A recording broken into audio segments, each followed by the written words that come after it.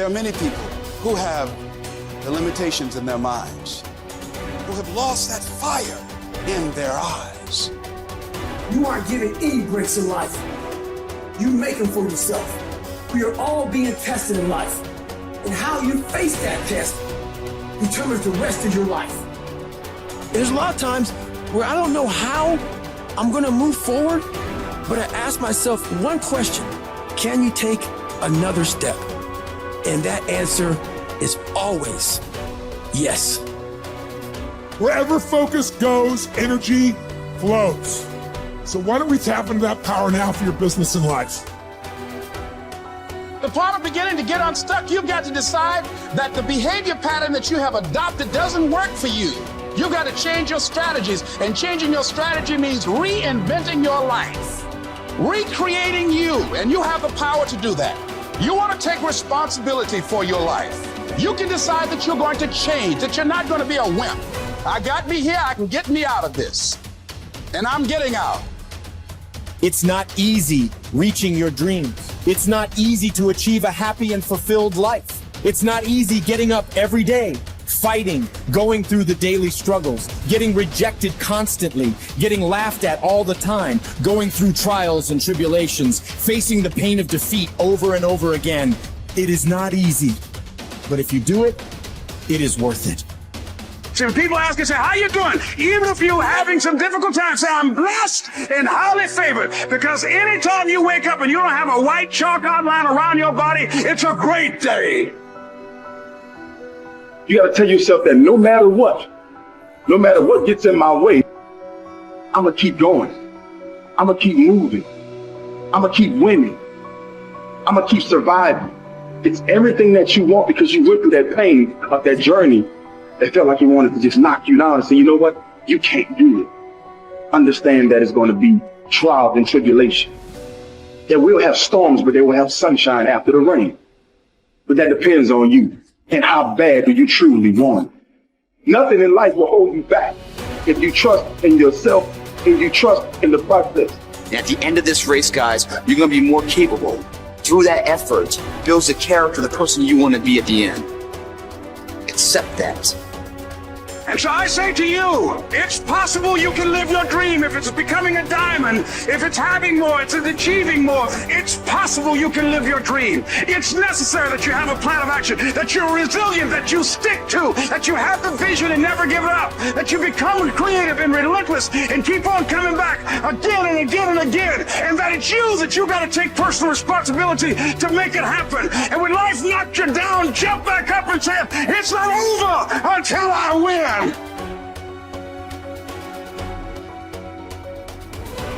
What does success look like?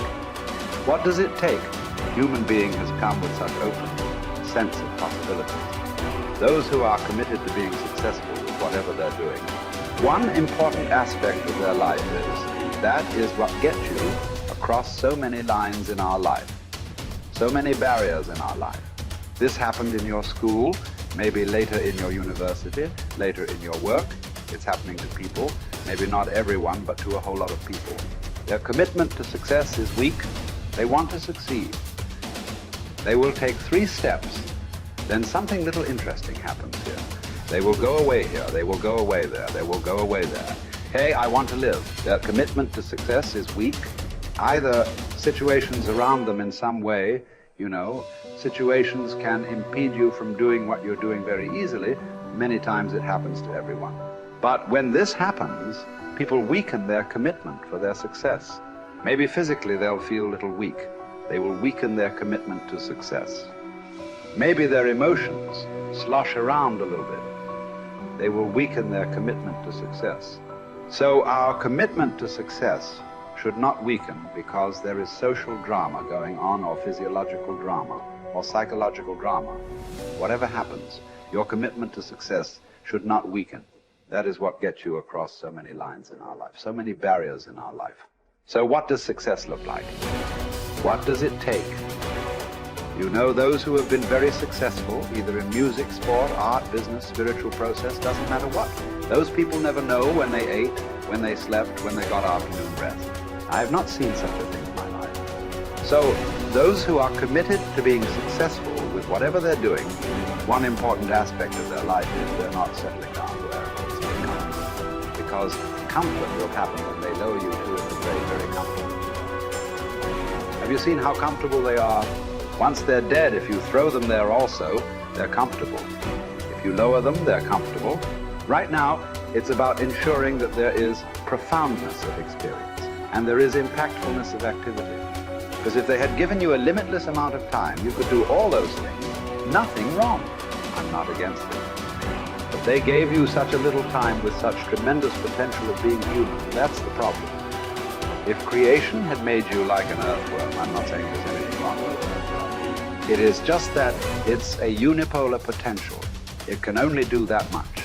An earthworm is not thinking of climbing a tree because it knows it'll be picked up by the birds. It never has such aspirations. It just wants to recycle the earth. You know, it is beneficial to so many other lives, including us, but its objective is very clear: to eat and to reproduce and to die. Very clear objective, that purpose to fulfill he strives. I don't think he sleeps in the afternoon. I don't think so, because many afternoons I've seen earthworms. They were all vigorously active, but a human being came with too many potentials. Because of that, it needs a certain level of striving for a human being to forget about the world, to consider yourself successful. If your idea of success is you're doing little better than your neighbor, I call that sickness. That is not success. You are happy that your neighbor is worse than you. Is this sickness or success? It is sickness. But in some way, you feel fulfilled with what you're doing. Let's consider that as success for now. It doesn't matter whether you're better than somebody or worse than somebody. That question should not even come up in your mind. But in some way, you feel you're using yourself fully, and there's a certain sense of fulfillment in your activity. Well, if you're capable of just closing your eyes and simply sitting without any activity, that's fantastic. But you cannot do that. You cannot do that right now. In the states that you are, you can't simply close your eyes and become still. Instead of being busy, you will become preoccupied. That doesn't mean you're improving, that means you're regressing in some way. The problem about this success is people always making judgments. I did this, I did that, maybe this didn't work, maybe this is a mistake, that's a mistake. There's no such thing in life. See, at one time you were a monkey, all right. Hey, this is not me, this is that Englishman, you know. Charles Darwin said you were all monkeys. At one time you were a monkey just a brief while ago. Was it a mistake that you committed? That you were a monkey? Or was it just a certain stage of evolution?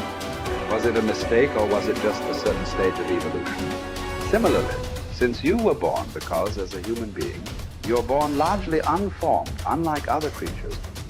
Other creatures, if their food is taken care of, they know what to do with their life.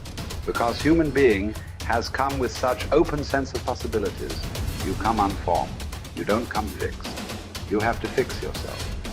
Different people throw different types of balls at you. From all over, your parents, your teachers, the school, the neighbors, and society and the world throws all kinds of things at you. To gather all this muck and make something worthwhile out of yourself is your business. That's your success. It doesn't matter whether somebody thinks you're worthwhile or not. You feel you are a worthwhile life. Good enough for now.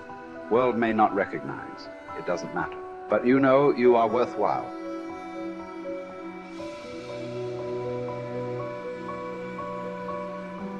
It's hard to say what the soul means metaphysically because, say beyond the confines of a single human being, we do have this sense that the soul can expand itself into something that's greater than it has been. It has this capacity for growth.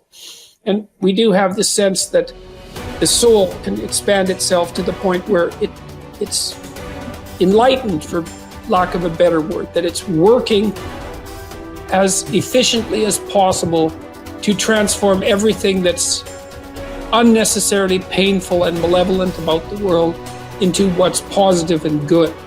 And that it does that as a consequence of confronting the world with courage and truth. And I think that's right. And I do think that means that the soul participates in something eternal, which is the attempt of being itself to transform what's unnecessarily painful and malevolent into what's good, and that human beings actually do participate in that, and that that's part of the reason that our ancient tradition insists that we're made in the image of God. And I think that it's a mistake to underestimate the importance of that, because I don't think that you can live a life of sufficient profundity to protect yourself from being corrupted by suffering and malevolence without adopting a responsibility that's commensurate with that set of ideas. I think that you either orient yourself upward, to the star above the horizon, and try desperately to improve the structure of being, or you work at counter purposes to it and make things worse. I don't think there's a middle ground. In fact, to the degree there is a middle ground, it tilts towards the negative, because people who try to occupy the middle ground generally try to accrue the benefit, let's say, without adopting any of the risk. And that's not acceptable, not helpful. So that's a soul to me.